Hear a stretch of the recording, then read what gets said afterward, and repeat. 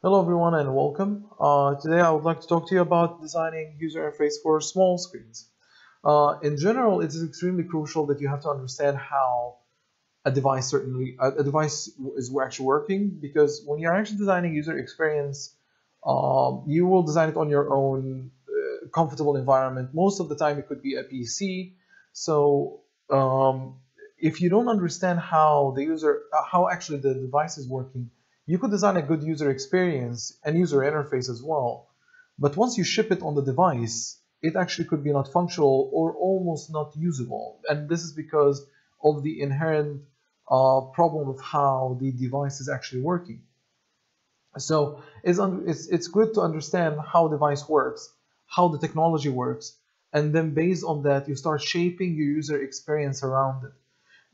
In our case right now, as of this era, on this recording, we are actually having our phones are touch screens mostly, and the maximum size of a touch screen right now is like what, 6.5 inches right now, or 6.2 inches, depending what manufacturer. I mean, as of this recording right now, the screen ratio to body ratio is starting to increase. People start to decrease the bezels and these things. So we started actually to see like 90% screen to body ratio, and these interesting numbers, which actually unprecedented. They weren't available like this before.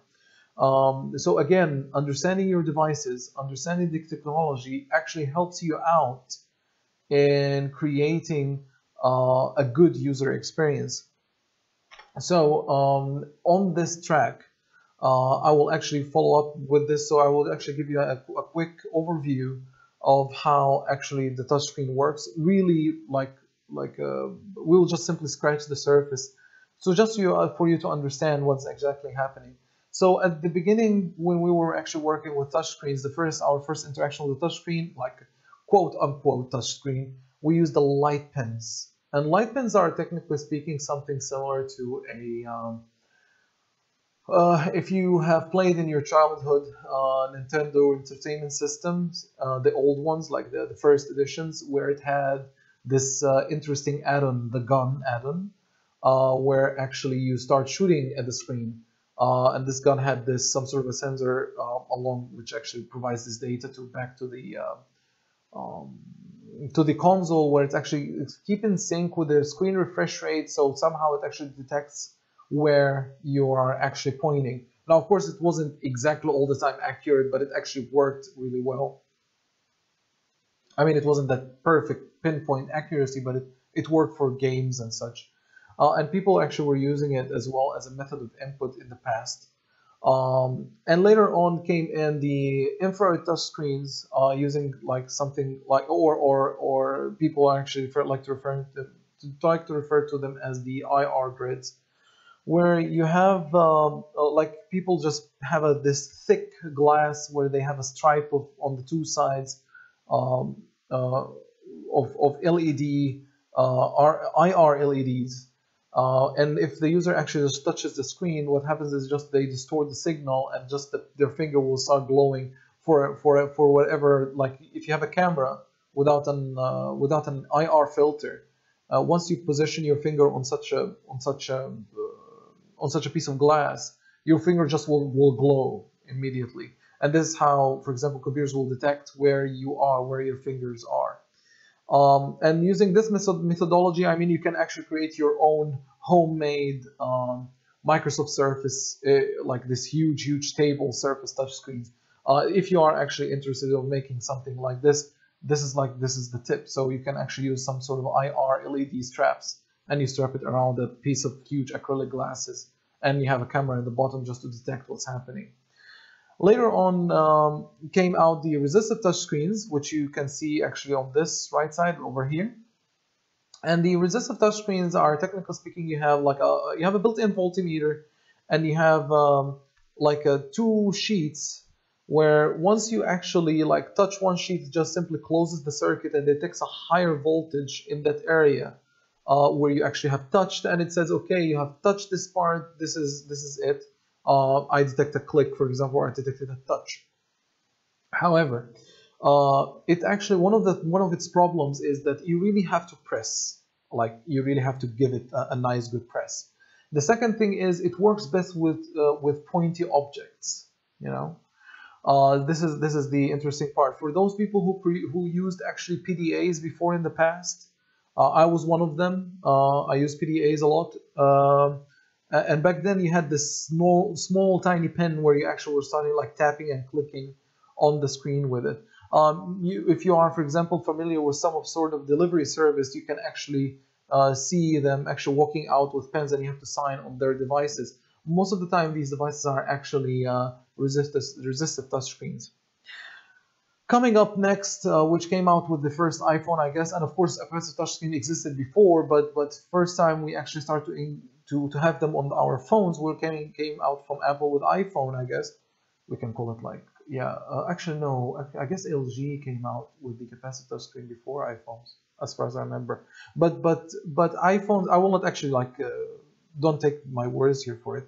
But technically speaking, iPhone has actually have implemented it really nicely.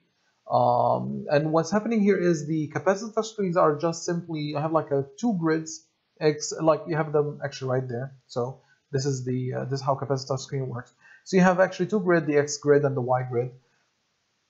And it actually relies on our capability as a human beings to conduct electricity.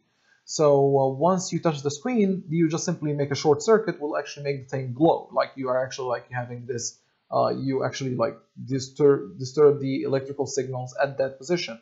Now, if you look here carefully in this area, this is how actually the computer sees your finger when it comes to capacitive touchscreen. So technically speaking, this is like some sort of a harder press. This is a little bit lighter press, and the center of the circle is actually where the computer says, okay, you touched right there. So it doesn't say it registers touch here or there, it actually registers it right at the exact center. So so this is a very important thing to understand when you are actually using when you are actually programming a touch screen. So when somebody positions their finger, be careful not to say, for example, not to force people to use the tip of their finger in order to reach a certain point. This is how the capacitive touchscreen actually sees users' fingers at the end. You know, whether it's at like at the tip or whether it's like the full finger being laid out on the screen. All right. This is a very old test by Motorola using robots. And what they have done here is they took a robot and they simulated they gave like this kind of a finger. I mean, they didn't give it a finger, but they gave this property that it can actually start interact with the capacitive touchscreen. And what's happening here is they took the robot and they simulated this medium touch. So it's 7mm finger. And what's happening here is you have like from the left side the iPhone. I guess this is the one of the old first HTC phones, the Droid. Yeah, well, there you go. Here it is. It's written down there. Motorola Droid again. So Nexus 1, as you can see, it's really old. The Palm Pre and the Storm 2. So, and you can see how each of those screens have been actually functioning. Now, of course, with drawing, I mean, the test is going on a diagonal lines because you have a grid. And the grid is more like squares, and the biggest enemy of any grid or a square grid is just diagonal lines. Things start getting crazy when you start going diagonally, right? So, as you can see here, this is how the screens actually have performed. Now, this is, of course, this is a really long time ago, but right now these devices, I mean, most of the current devices, we don't have these problems anymore. Technology has advanced so much that people are starting to produce really good touch screens. And as you can see here, for example, in the BlackBerry Storm 2, you can see that how, for example, a very light touch and a very heavy touch or medium touch actually behaves. And actually this tells you that, for example, for people who are using the BlackBerry Storm 2 back then, they have to interact with the phone with a really firm touch, because a light touch wouldn't register that good, you know.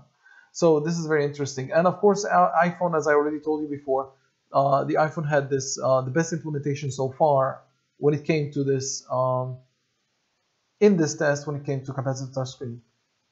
All right. So it's very important to understand the reachability. It's very important to understand that you are human, or you are dealing with humans, not aliens.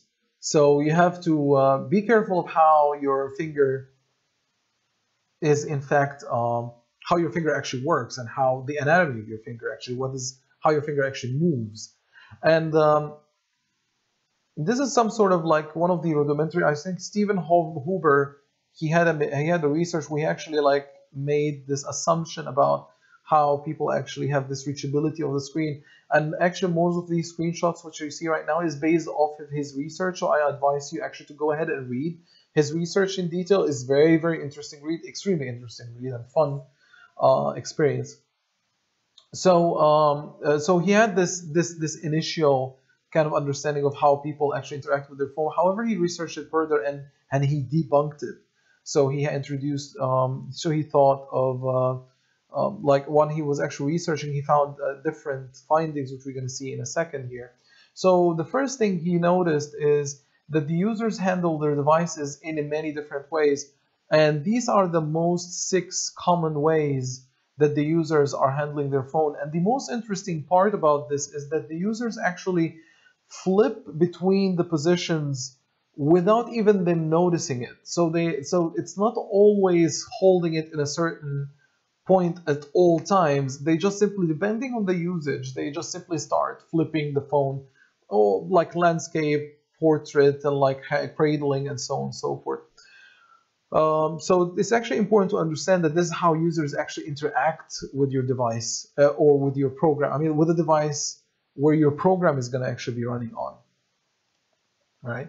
So here are some of the results which he found after he was researching like around 1,300 people, and he was actually, this was unattended, like he was like watching people in airports, bus stations, inside the buses, like in public transports, in the streets, restaurants, and so on and so forth. And he found out that the 75% of users touch the screen with only one thumb. This which is interesting.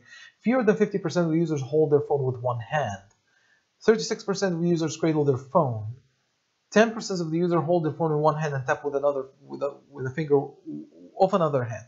So this is actually quite interesting findings he made. And right now you have when you design a user experience, you don't have to guess about how people work or how people actually use the device. You have to really go ahead and look at the data, because the data doesn't lie when it comes to these stuff, you know.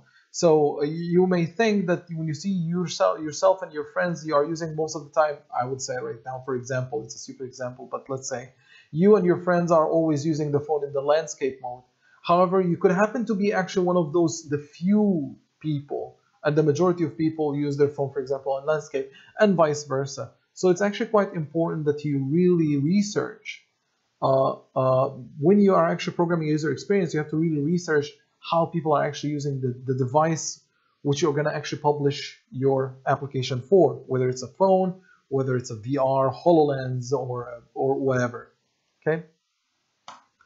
Now, here's the interesting part: the real reachability, which actually Stephen Huber had discovered, that whenever the user is actually using their phones, they would tend all the time, whenever they can, put the information at the center of the phone, because it's actually the most visible part of the screen.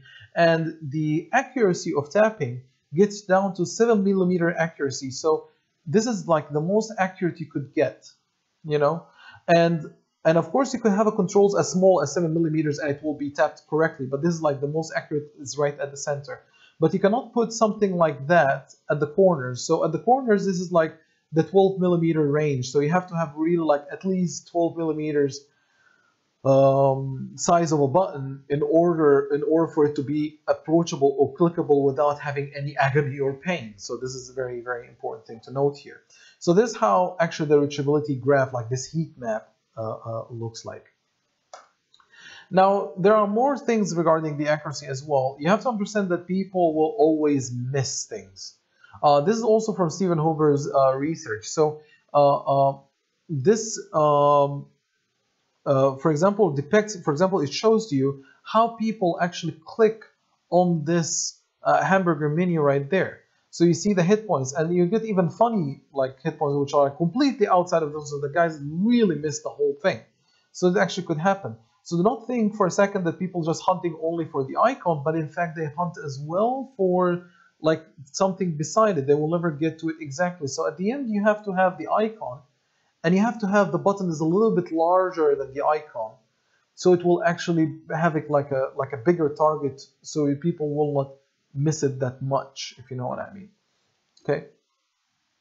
So here are the things. So when you look at this is the Android phone, and here's an iPhone. And when you look at it, they are actually sharing almost exactly the same concept. So you have the primary information. So if you would like really to have this touch-friendly design, the primary information will be there, like right in the center as usual. This is like where people would love to have the information, as I already said. Like people will tend to push the information as much as they can at the center of the phone. So we keep things, we make it easier, and we keep things at the center. The secondary information, or the secondary tabs, you either put it on the, like for example here, according to the iPhone experience, we put it on the bottom. According to the Android experience, it goes actually to the top, you know. And then right now, the information which are actually like, we're gonna be least accessible, people will not use them that much.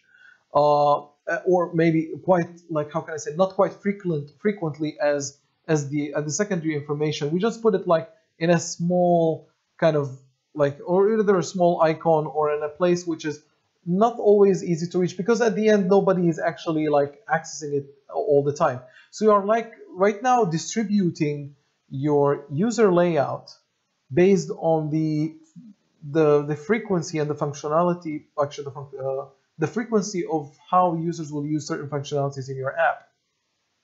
So it's actually important to for example, I guess, to take this into account when you're designing an application for example, small screens like this. There are many things to take into consideration when you are actually making a small screen app. First of all, you have to decrease the clutter, so you don't have to have something like, you don't put all the options and information in front of the user.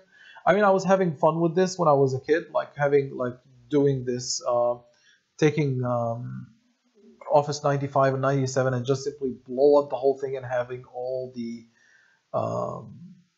options are on. Right now, of course, it will never, I mean, it doesn't exist right now, it doesn't happen. You cannot do this even with Office 2013, at least I guess so, or 2017, yeah.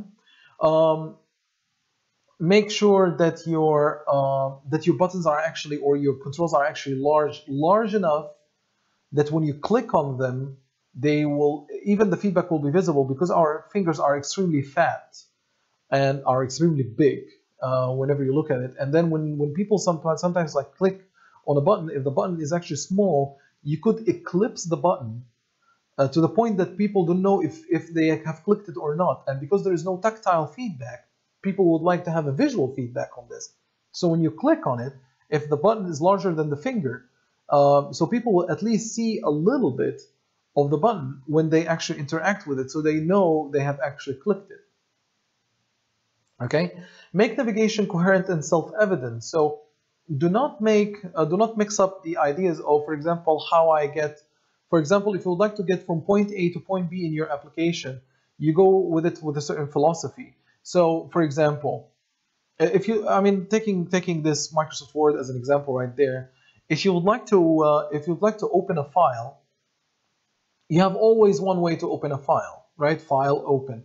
But for example, you don't design an application, for instance, like within your app, that you open again another file with a completely different way, like within the app. So you cannot have actually Microsoft, like if you are designing a Word document, designing a word processor, file open is the most logical thing. But within the app, do not give another option for opening a different kind of file in a completely different way. So right now you are actually confusing the user. So navigations and coherency in terms of user experience is actually extremely important. Okay. Text size, as far as I remember, I've read this somewhere that the minimum is 11 points. This is the minimum size which you can have on a phone.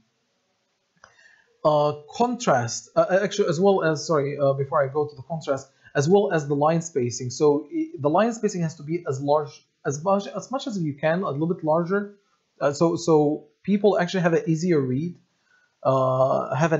because phones are really small, and then when you have a smaller text with even lines closer to each other, right now it actually puts a lot of strains on the eye. So try to avoid many texts, and if you have and you cannot avoid that much text, you have to start adding a little bit more of line spacing if you could. Okay. Contrast is extremely important because people are actually not using their devices. The devices are mobile, and it's a mobile device. So it's from the name you can understand that it's actually something that is portable. Then it actually goes on the road, goes in the house, goes everywhere. And when you take the phone and you go outside in the sunlight, if you have a bad contrast or bad choice of colors and bad choice of contrast for your icons or your text, people will actually have extreme difficulties of viewing your application options under certain lighting conditions. So here's, for example, an example. I guess I got it from Google, as far as I remember. I really hope so. How actually you could design how the contrast of the icon should look like. Okay, so how the certain elements could contrast with each other, so you can actually see it under any lighting condition. All right, function placements, extremely important that you actually try to put the things which are dangerous outside of the reach. So if you're going to be deleting something, removing something, and these stuff, just try to put it under menus somewhere, so you won't make sure that nobody does this does a huge mistake, like by deleting something important by mistake, or try to put it in a place, if you don't want to put a delete button or some sort of dangerous functionalities in your app under some sort of a menu because of how you design your user experience. Try to put it a little bit in a place where it is away from the positive button. So if the positive button of like adding, approving, and so on and so forth, put it on one side, and and deleting, removing, rejecting, and these negative or dangerous kind of functionalities, you put it on somewhere a little bit on the other side. So you just avoid having a mistake by like, oops, I pressed cancel by mistake. Oops, I made a mistake. I just was in a rush, and the two buttons were close to each other, so I just pressed the other one, the negative, like canceling or removing by mistake. So you have to design user experience just to make sure that people do not make that mistake. Specifically when you have a really small device like this, mistakes like these could happen. Yeah, and again, always position important positive goal functionalities towards the center. Autocomplete things, please do not force the user to type a lot, because typing is really frustrating on phones, because the phones are, again, tiny.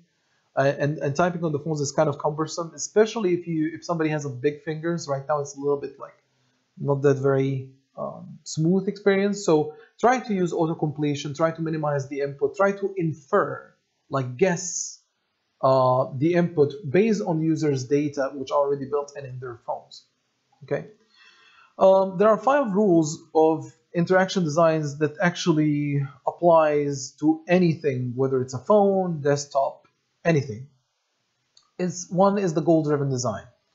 So you shouldn't wander off your goal. So if my goal is to have an application that uploads or shares images on the internet, I have to make it as painless and as fast and like as smooth as possible, because this is actually your goal. You don't want to have an application that does, for example, the main thing is, for example, I would like to publish an image and it takes them like 10 steps to go to the image, for example, like to publish that image. So this is one of the things here. Do not add, for example, more features to your application that actually goes outside of the scope of the application. So, for example, if you have an application that just, for example, shares images, just let it do this, and let it do this extremely well, and let it excel in this. Do not, for example, add, for example, because the website is like a social network of images, and then, for example, you add right now, I don't know, file sharing right now, for example, like coordination and for example, project management part. It's kind of a feature that you have the power to implement, but it doesn't seem to go with the goal of the application. So this is like, it was a kind of a stupid example, but it at least just makes sense. What does it mean by not going outside of the scope? usability. So the application has to be usable. Of course, it's a no-brainer, but believe me, there are many people, just when they design the application, it looks really nice on their computers, but once they actually start to shipping it to the device, they discover that it's really completely unusable, because when they were designing, they just simply forgot that I don't have a mouse and I have a large finger. So this is one of the things that is extremely important to mention here. Affordance and signifiers. So you have to understand that that your application has to have this kind of well, how can I put this? Feedback, and actually, like the whole application is kind of makes sense when it comes to the overall design. Like how can I put this? So you can actually, like, when you're actually using your application, the whole application actually functions somehow in harmony. I understand this kind of actually abstract. So it actually goes down to the coherence of the application. So it's actually cohesive.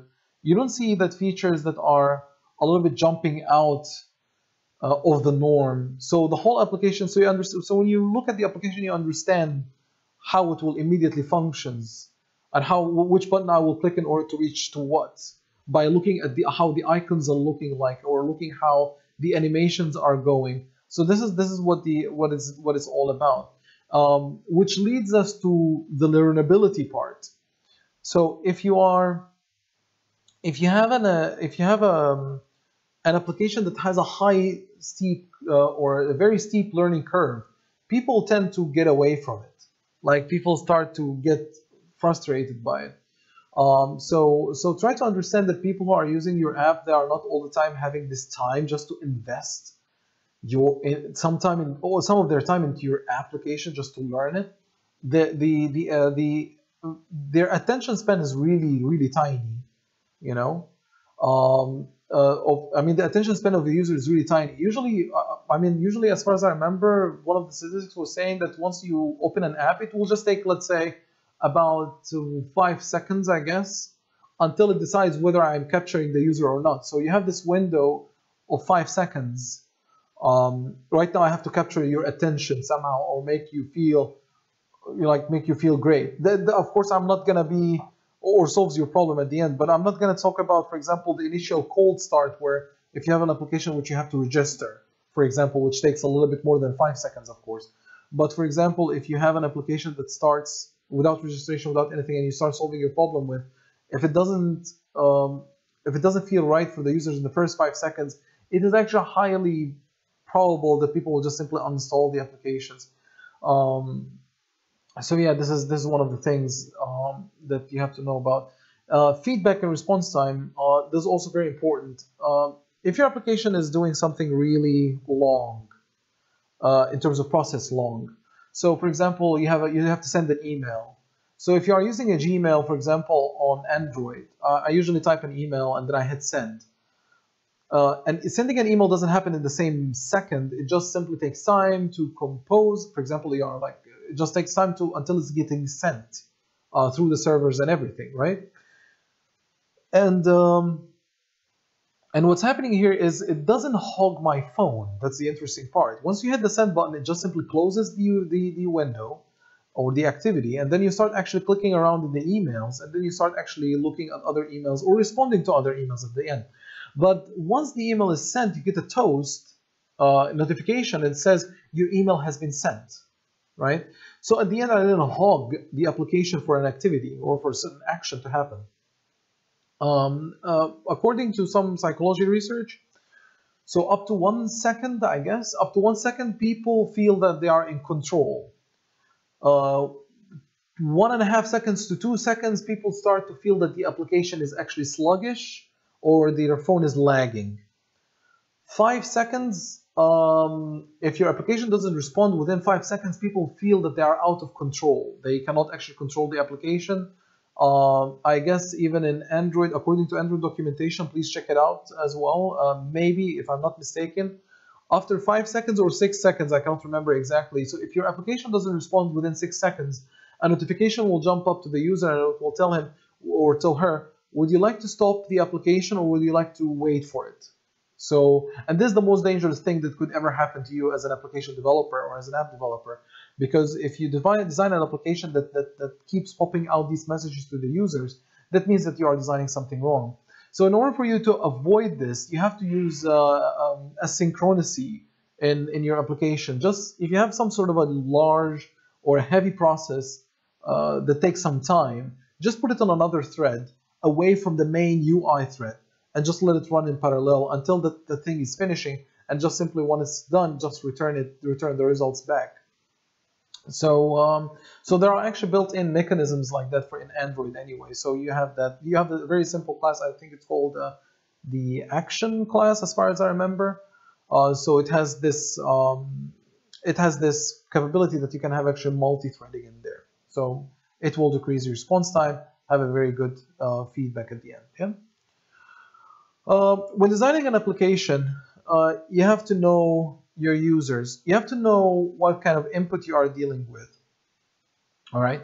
So this is, for example, the touchscreen gestures, which are available on the Android, for example, devices. So you have the single tap, or double touches, hold, scroll, flickering, dragging, rotation, and pinching and spreading. So this is like these 9 main gestures that are usually used by the operating system, and this is the kind of input you're going to be dealing with. So you have to understand, when you're designing user experience, what kind of an input. Are people going to be using keyboard and mouse?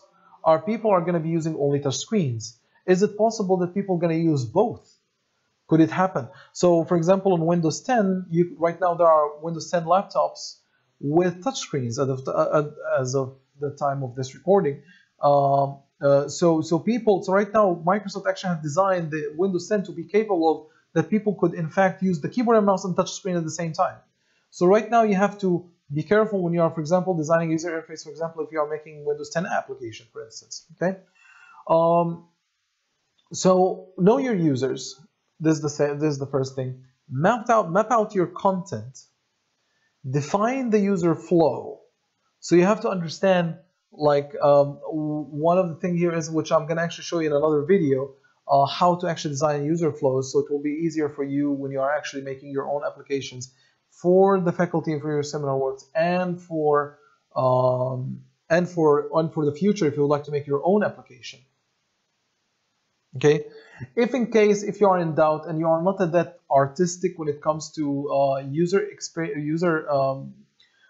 experience design or user interface design, you could actually use the familiar, already designed Android standard. For example, if we're talking about material design for Android, you could use material design right now instead of designing your own kind of user experience, in case if you are not that artist. You know, if you are an artist and you are actually enthusiastic about designing your own user experience, just go ahead and do it. You know, accessibility.